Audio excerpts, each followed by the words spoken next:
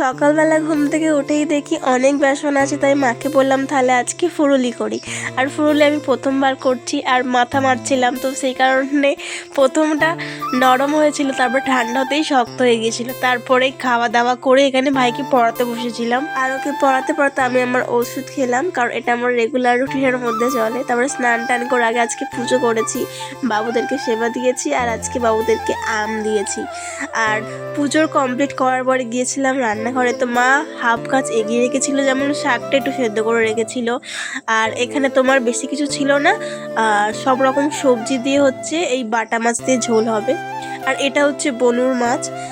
তারপর রান্না টান্না শেষ করে উঠলাম, ওঠার পর দেখলাম ওয়েদারটা এতটা সুন্দর হয়ে গেছিলো কি বলবো, যতটা ছবিতে বা ভিডিওতে দেখায় না তার থেকেও বেশি সামনে থেকে আলাদা একটা সুন্দর দেখতে লাগে। আর আমার বৃষ্টি প্রচণ্ড ভালো লাগে। ইতিমধ্যে কারেন্ট চলে যায়, তাও আমরা খেতে বসে যাই, আর এখানে দেখো বৃষ্টি শুরু হয়ে গেছে। তারপর বৃষ্টি মাথায় নিয়ে আমি গেছিলাম পড়াতে। আজকের ভিডিওটা এতটুকুই।